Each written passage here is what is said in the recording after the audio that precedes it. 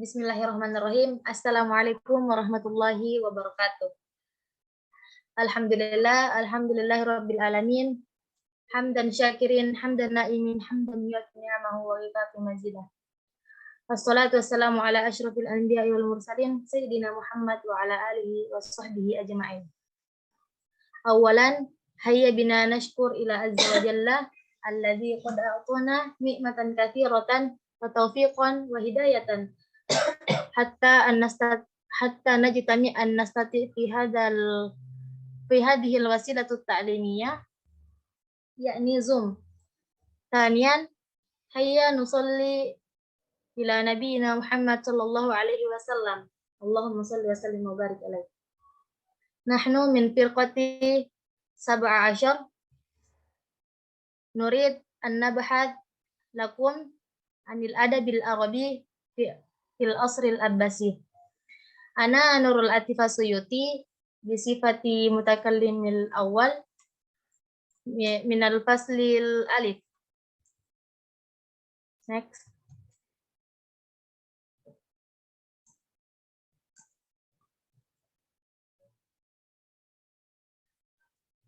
Yang pertama yaitu kondisi masyarakat Arab pada masa Abbasiyah. Zaman Abbasiyah merupakan zaman interaksi peradaban dan budaya dengan bangsa non-Arab, di mana heterogenitas atau keberagamaan etnis, suku bangsa, dan bahasa yang ada dilindungi, membawa pada heterogenitas bahasa dan bentuk sastra. Suasana yang kondusif serta fasilitas belajar yang disediakan pemerintah dengan lengkap dapat memicu motivasi belajar masyarakat. Adapun universitas yang terkenal pada masa itu yaitu Nizamiyah, yang mana dibangun oleh Perdana Menteri Nizamul Muluk dari Kekhalifahan Harun ar-Rasyid. Kesejahteraan dan kemewahan hidup pada masa pemerintahan Abu Harun ar-Rasyid sangat berpengaruh terhadap perkembangan kebudayaan dan sastra, khususnya syair Arab. Karena itu, syair di masa itu sejalan beriringan dengan kemajuan dan kemewahan yang ada di kalangan hidup masyarakat pada masa itu. Jadi, syair di masa itu adalah suatu gambaran yang hakiki tentang keadaan yang sebenarnya masyarakat Abbasiyah yang terkenal dengan kemewahan hidupnya. Kemudian, faktor-faktor terjadinya perkembangan dunia sastra pada masa dinasti Abbasiyah. Yang pertama yaitu stabilitas politik. Yang kedua, kemajuan sektor ekonomi atau kesejahteraan masyarakat. Yang ketiga, berkembangnya sistem pendidikan dan meningkatnya semangat pengembangan ilmu pengetahuan. Yang keempat, interaksi antar budaya dan peradaban yang semakin meningkat dan popularitas para sastrawan. Yang kelima, kualitas karya sastra semakin meningkat dan perkembangan variasi genre sastra. Dan yang terakhir yaitu kualitas karya sastra semakin meningkat dan perkembangan variasi genre sastra.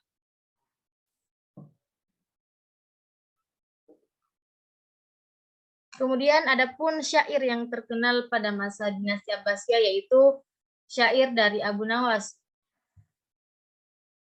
yang mana syair ini berisi tentang pengakuan seorang hamba atas dosa-dosa yang telah diperbuat.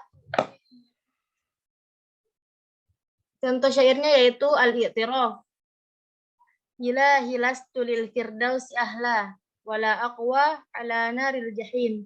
Fahabali taubatan waqfir dhunubi fa innaka ghafirudz dzambil azim.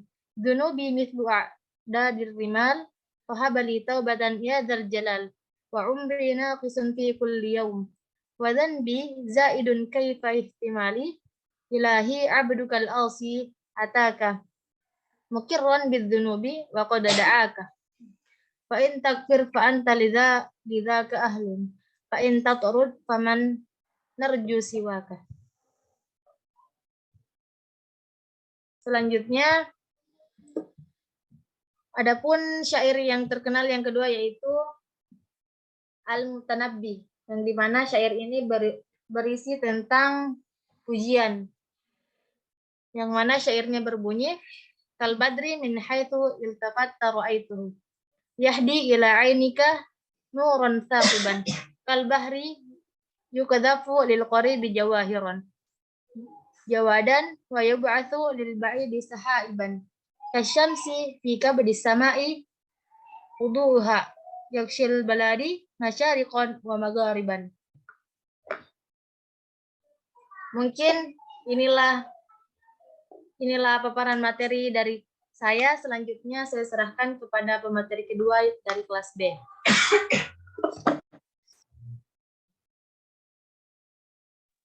Baiklah, terima kasih atas kesempatannya. Langsung saja, tanpa membuang waktu, saya akan melanjutkan materi dari perkembangan puisi pada masa Abbasiyah, yang dimana ada beberapa faktor yang menyebabkan puisi pada zaman Abbasiyah atau pada zamannya itu berkembang. Di antaranya, yang pertama, minat dan perhatian utama telah ditunjukkan oleh para khalifah dan pembesar-pembesar kerajaan terhadap puisi. Yang kedua, terdapat suasana baru dan keadaan alam sekitar yang indah serta kemajuan peradaban. Yang ketiga, perkembangan nyanyian yang pesat pada zaman dinasti Abbasiyah yang berpengaruh pada perkembangan puisi. Yang keempat, puisi telah menjadi satu kemahiran yang dituntut, dipelajari, dan dikuasai. Tidak lagi merupakan suatu bakat yang dianugerahkan kepada seseorang.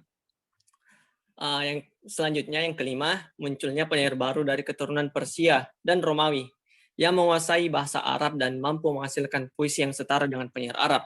Dan yang terakhir, adanya perkembangan ilmu pengetahuan. Selanjutnya, puisi pada masa dinasti Abbasiyah.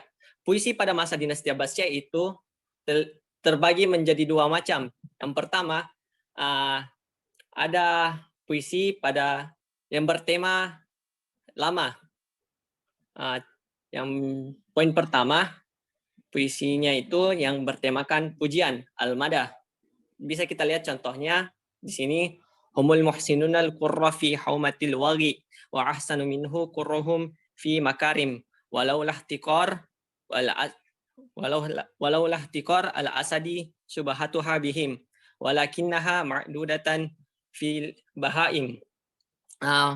Yang dimana puisi ini berisi puji-pujian kepada seseorang, terutama mengenai kebaikannya, akhlaknya yang mulia atau tabiatnya yang terpuji. Tema ini menduduki persentase yang paling tinggi karena dapat digunakan untuk mencari nafkah. Yang kedua, ada puisi yang bertema kecaman, dan di mana tema ini muncul disebabkan oleh keadaan masyarakat yang banyak melakukan keburukan. Yang ketiga, ada kebanggaan, al-fakhr. Pada zaman ini, yaitu penyair lebih banyak menonjolkan sifat-sifat kemuliaan mereka sebagai asas kebanggaan tersendiri bagi mereka. Yang keempat, ada ratapan, al-ritha, yang dimana puisi ini banyak disentuh oleh para penyair pada zaman tema lama.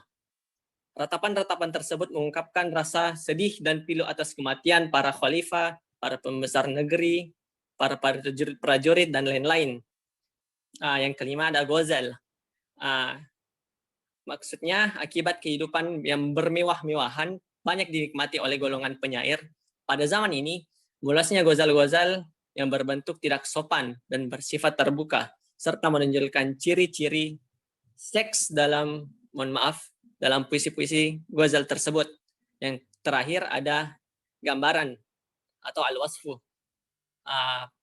Gambaran puisi pada tema ini lebih kepada beraneka-ragaman. Kebanyakan menggambarkan kehidupan kota yang mewah, taman-taman, tempat-tempat hiburan, keindahan alam, dan sebagainya. Selanjutnya kita masuk pada jenis puisi pada masa dinasti Abbasiyah yang tergolong tema baru. Di sini ada 5. Yang pertama ada pemujaan arak. Pada zaman dinasti Abbasiyah, pemujaan kepada arak ini merupakan tema tersendiri atau khusus. Ditampilkannya secara terbuka tanpa perasaan malu dan takut dihukum berdasarkan ajaran Islam. Yang kedua adalah ghazal lelaki.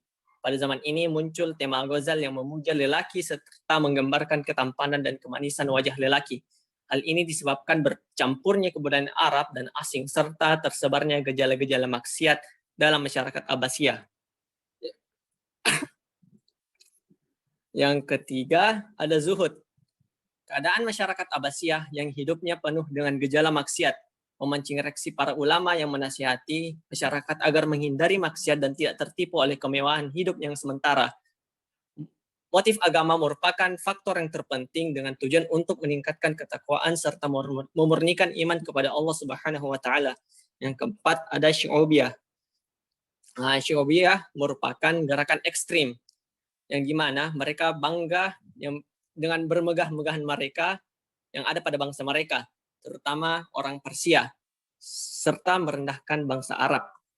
Yang kelima ada Zandaqah dan Ilat. Percampuran budaya antara Arab dan kebudayaan asing bisa menyebabkan pengaruh positif maupun negatif. Salah satu pengaruh negatif dari pencampurannya budaya adalah munculnya ciri-ciri mengejek agama atau yang biasa disebut dengan zindik. Kata zindik tersebut berasal dari bahasa Persia. Contoh puisi yang bertemakan Zandaqah dan Ilat ada pada teks, mohon maaf tidak tersampaikan di sini. Puisinya yaitu sebagai berikut: Iblis afdalu min abikum Adam, fatanabbahu ya ma'syarul fajarun nar, ansuru adamu tuina wattina la yasmu sumurun nar. Yang dimana artinya di sini adalah iblis lebih mulia daripada bapak kamu wahai Adam. Iblis lebih mulia daripada bapak kamu Adam. Ingat ini wahai pelaku maksiat. Iblis dijadikan dari unsur api dan Adam dari tanah, dan tanah tidak dapat menguasai kedudukan api. Mungkin itu saja yang dapat saya sampaikan. Selebihnya saya serahkan kepada kelas C. Kepadanya saya persilahkan. Baik, terima kasih atas kesempatan yang telah diberikan. Baik, langsung saja poin pertama yaitu situasi pada masa Abbasiyah. Potensi dan kekayaan yang banyak dimanfaatkan oleh Harun al-Rashid untuk kepentingan sosial yaitu mendirikan rumah sakit, lembaga pendidikan dokter dan farmasi. Tingkat kemakmuran yang paling tinggi terwujud pada zaman Khalifah ini, yaitu kesejahteraan sosial, kesehatan pendidikan, ilmu pengetahuan, dan kebudayaan, serta kesusastraan berada pada zaman keemasannya. Dan pada masa inilah negara Islam menempatkan dirinya sebagai negara terkuat dan tak tertandingi. Kemudian dalam kebahasaan, ilmu bahasa turut berkembang pesat karena bahasa Arab yang semakin memerlukan suatu ilmu bahasa yang menyeluruh. Ilmu bahasa yang dimaksud adalah nahwu, sorof, ma'ani, bayan, badi, arut, dan insya. Poin yang kedua, perkembangan syair pada masa Abbasiyah. Perkembangan syair di masa Bani Abbasiyah juga makin berkembang dengan pesat. Bahkan dengan ditambah luasnya pengetahuan kaum muslimin di masa itu, maka daya hayal mereka makin berkembang. Sehingga hal ini akan memperluas pendalaman arti sastra Arab itu sendiri. Jadi keadaan syair Arab di masa pemerintahan Daulat Abbasiyah jauh lebih luas dalam pemikirannya. Ditambah lagi dengan pemikiran filsafat dan kemewahan hidup di kalangan keluarga istana. Semua unsur ini menambah luasnya bahasa dan menambah luasnya daya hayal penyair Arab yang lahir di masa itu. Poin yang ketiga, perbedaan syair antara masa Abbasiyah dengan masa-masa sebelumnya. Perbedaannya terletak pada tujuan, lafaz dan uslub, kemudian perluasan wilayah kajian sastra, dan yang terakhir makna. Sekian pemaparan materi dari kelompok 17, kurang dan lebihnya mohon dimaafkan. Wassalamualaikum warahmatullahi wabarakatuh.